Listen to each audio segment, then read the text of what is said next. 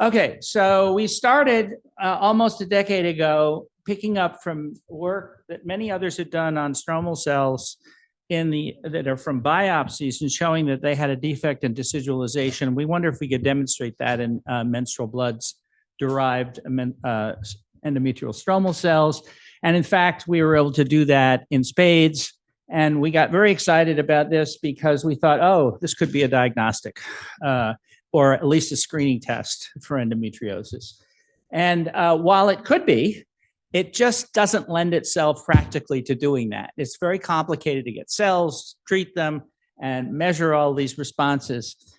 So while it really looks good on the ROC curve, in terms of practice, it's not so great. I will also point out that, the published data from biopsies is not quite as striking as this. And I think the reason for that is because we're looking at cells that have not only gone through the luteal phase, but they've also gone through menstruation. And we are beginning to think that these abnormalities that you're going to hear about really are related to what's going on during the luteal phase, but also the effect of menstruation. So,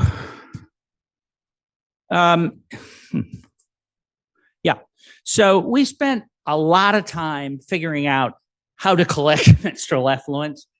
Could it be shipped? Did it need to be on ice? How did it have to be dealt with? And one of the amazing things about endometrial stromal cells is that they are survivors.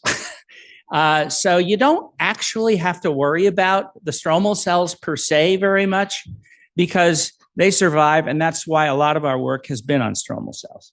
Okay, somewhere in the middle of this, we were growing stromal cells and sort of looking at the menstrual effluent, but didn't really grasp what probably all of you knew, which was that the menstrual effluent is full of tissue fragments, not just free cells.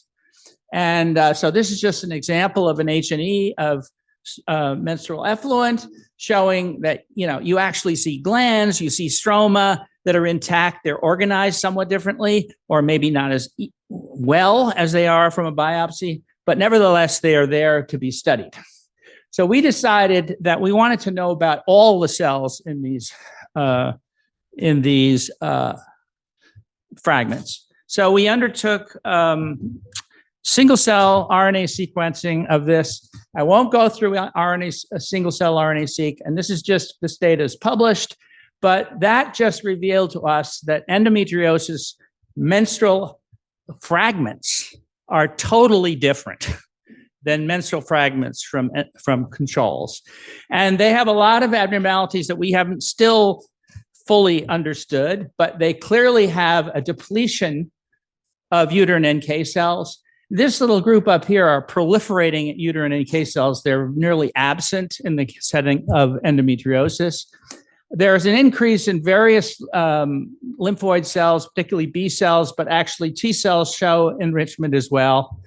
In terms of numbers, the numbers of stromal cells are not different, which might seem odd because one of the defects is decidualization. But the stromal cells are decidually defective at decidualization because of what they're like. So again, this is a waterfall plot of the numbers, lots of uterine NK cells in controls, lots of B, T cells in cases. But if you look at the subset of stromal cells, you find out that there are a bunch of subsets within the stromal cell compartment. One of them is an IGFBP1 positive cell, which of course is associated with decidualization. And those subsets are in fact enriched in controls. Whereas several other subsets that we call IL-11 and MGP positive, matrix protein positive, are enriched in cases very, very significantly. P-values here are 10 to the minus 15. So they are very, very different. And if you look at what these different subsets make, they make things that are associated with inflammation, not surprisingly. They're estrogen responsive disease. And thing that's gotten us intrigued recently is that these cells express markers that suggest cellular senescence, which is a very difficult thing to prove, and we'll talk about that a little bit. Whoops. Oh, we just did that. Wasn't there supposed to be something else in there? Anyway, this led us to this concept that the stromal cell differentiation is skewed normally towards good decidualization, but in the setting of stress, inflammation, maybe the inflammation of menstruation contributes to what we find. Chronic endometritis, which I'm sure you're aware is associated with endometriosis. Progesterone resistance, which is quite well described. This decidualization event is clearly dependent on progesterone. So we felt that probably this change in what these cells end up doing is what leads to these changes in single cell RNA-seq, and that we believe that presenescent cells are part of that. Presenescent cells are very interesting because they make a lot of pro-inflammatory markers. The uterine NK cells, as I've told you, are low, and in fact, there are others that have shown that they in fact kill senescent cells.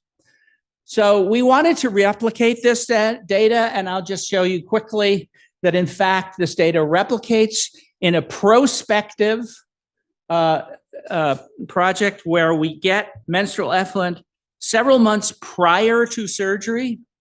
So, and then at surgery, our endometriosis is confirmed or not. And then we compare, in this case, we compare controls. Why is this doing that? We compare controls to these new prospectively collected cases, and we see exactly the same waterfall plot. Low uterine NK cells, low uterine NK cells are proliferating, and high B cells, T cells, and no difference in the number of stromal cells. But the stromal cells, in fact, are different, as we saw before. So if we remember, we had an enrichment of stromal cells that produce IGFBP1 in the original data, and we see that again in this prospective data. So we're pretty confident that these phenotypes that we're seeing in menstrual blood are reproducible and go with endometriosis even before the diagnosis is made. Many of the people we saw before had had a previous diagnosis. So again, three things: decreased decidualization. Jesus, why is this doing that? An increase in inflammatory immune cells and altered stromal cells that suggest a senescent phenotype and decreased uterine NK cells. So more recently, we've tried to take a new approach at identifying these phenotypes using spatial proteomic imaging. We're using Leica cell type. There's other methods out there. Akoya is one of them, where pathologists are now using this to not just stain 1 or 2 antibodies in the tissue, but stain 20, 40, or even 50 antibodies all at once. You can do this in an automated fashion with this machine, which is quite expensive. So there aren't that many around, but and we've been working on this for, I would say, 8 months. And this is not a trivial, it's not for the faint of heart. This, first of all, not all the antibodies you want are available from Leica. The protocols for preparation of these FFPE samples, you really have to work at. There's a baking step, there's a deparaffination step. You got to have them stick on the slide so they don't wash away when it goes through the thing. A lot of mistakes were made getting this to work. It's now working. There's also a pretty complicated set of imaging software with a steep learning curve. And in fact, we have 2 of the people that work on this are in this room. One is a biologist and one is a informatics expert, and it really takes those two people looking at these images and doing all the controls for background before you can really be confident of what you're seeing. And the data storage is enormous from these images. A terabyte in experiment is low. So you have to have a lot of backup. So I just want to show you a few examples of this because we don't have a lesson on the basis of this yet. But this is a lesion, and a very active lesion stained with about 8 antibodies. And so you look at this, hey, why is it doing that? What? Is this? The play. Yeah, button. I'm going to do the play. Click here. I'm No, doing do it. Here. I'm doing it. Okay. So, you look at this. This is, I think, about 8 to 10 antibodies. There's a lot of data here. You can separate them out. You can see the proliferating cells. You can see the T cells, the stromal cells. You can separate them out and ask the machine questions about how many there are, what's next to what. So this is just poised for AI. And I'll just show you that you can see the same thing using stromal endometrial fragments in ME, using the same approaches. You can see a lot of these markers all together and separate them out. And we're just at the beginning of stage of this. We've gone through, 8 or 10 rounds of this with maybe 30 antibodies. We're still collecting antibodies. You have to validate antibodies. So hopefully there will be an accumulating set of antibodies that will be useful for this that we'll be able to release to people. So Christine is now going to tell you a little bit more about how we're making sense of this in terms of disease pathogens. Okay, so I'm gonna pivot a little bit and share some of our data that embraces Sampson's theory and supports targeting senescence in fibrosis for possibly treating endometriosis. As everyone in this room knows, there is a lack of effective and tolerable medical treatments, pharmacologic treatments, that is, for patients with endometriosis. Most of these agents treat symptoms such as pain and do not halt the progression of disease. Fibrosis is a really intricate part of endometriosis. It's often a major component of the lesions, pushing out the stromal cells and epithelial glands, making diagnosis even more difficult. Fibrosis is not included in the ASRM or NZN classifications, and fibrosis is not targeted by any of the endometriosis therapies that we have today. However, many lesions contain active fibrosis, and in fact, as the disease progresses, you often have increasing fibrosis. And fibrosis is just a characteristic feature that we now propose that senescence underlies the fibrosis in endometriosis in some patients, and that could be leveraged for diagnosing endometriosis and treating it. So as Peter said, we've done single-cell RNA-seq on menstrual effluent tissues, and we see major differences. We see major differences between cases and controls, with a decrease in the uterine NK cells and an increase in the CD4 T cells and B cells. And we also see that this RNA-seq data supports a disease model for us to interrogate endometriosis.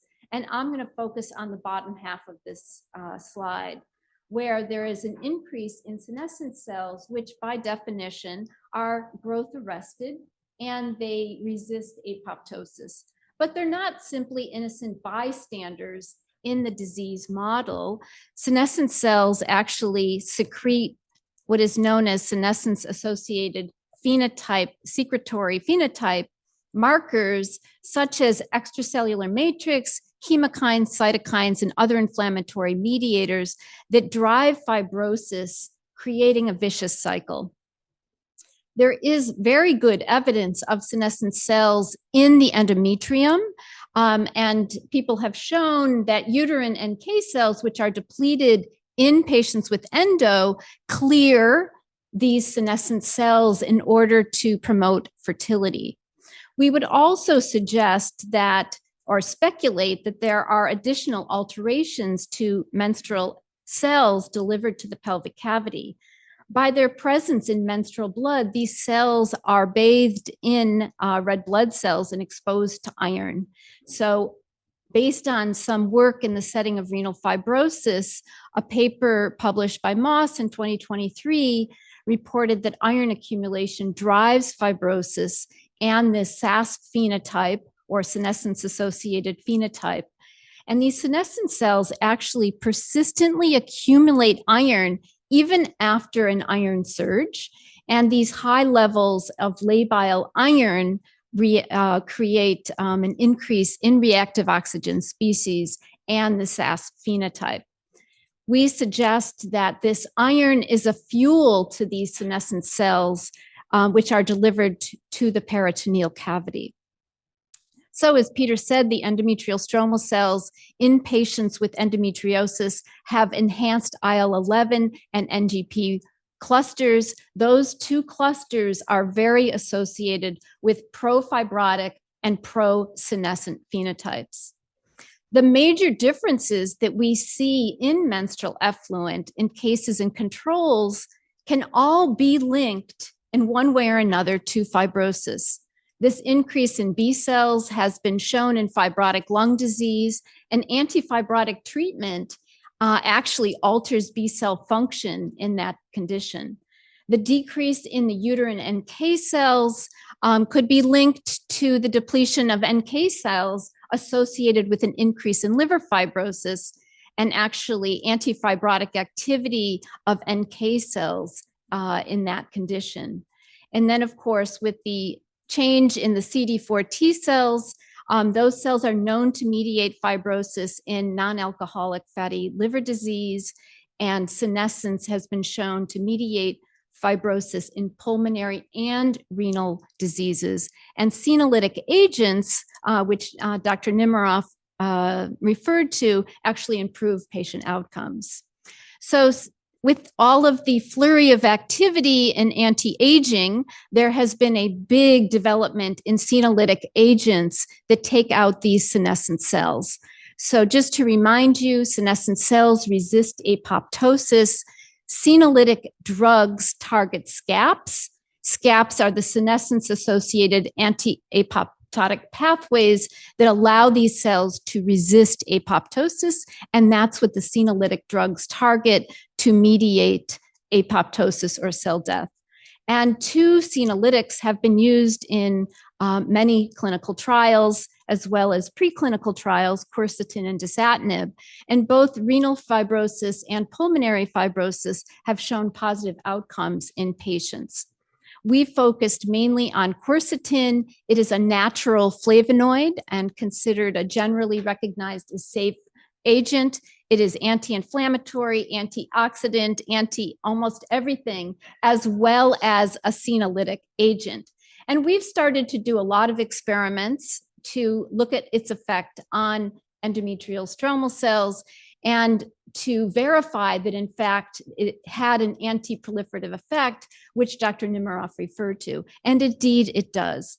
And in addition to its anti-proliferative effect, quercetin enhances decidualization of endometrial stromal cells in patients who were controls, as well as patients who had endometriosis. Quercetin also reduced the production of SASP mediators, specifically in this case, IL-6 and MMP3, which are known to block decidualization. And we've done many more experiments, which we have not enough time to talk about today, but I could go through what we think is happening here.